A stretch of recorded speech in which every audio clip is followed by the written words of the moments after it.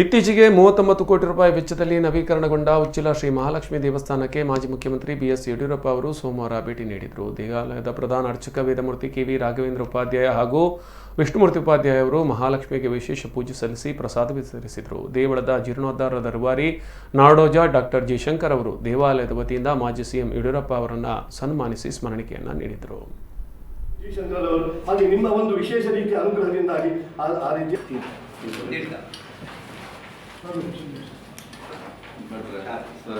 ಮುಖ್ಯಮಂತ್ರಿಗಳಾಗಿದ್ದಾಗ ಈ ಕ್ಷೇತ್ರಕ್ಕೆ 10 ಕೋಟಿಯನ್ನು ಕೊಟ್ಟಿದ್ದಾರೆ. ಒಂದೇ ಹೋಗಿ ಒಂದು ಶೋಭಾ ಮೇಡಮ್ ಜೊತೆ ಹೋದಾಗ ನಮ್ಮ ಮೀನುಗಾರರನ್ನ ತಮ್ಮ ಮಕ್ಕಳಂತ ನೋಡಿದ್ದಾರೆ. ಅವರಿದ್ದಾಗ ಅನೇಕ ಸಮುದಾಯ ಭವನಗಳಿಗೆ ಕೂಡ ಕೋಟಿಗಟ್ಟಲೆ ಹೋದ ಕೂಡಲೇ ಕೊಟ್ಟಿದ್ದಾರೆ. ಸರ್ ನಮಗೆ ನಮ್ಮ ಬಗ್ಗೆ ಒಂದು ವಿಶೇಷ ಕಾಳಜಿ ಇದೆ. ಅವರಿಗೆ ಆರೋಗ್ಯ ಕೊಡಲಿ.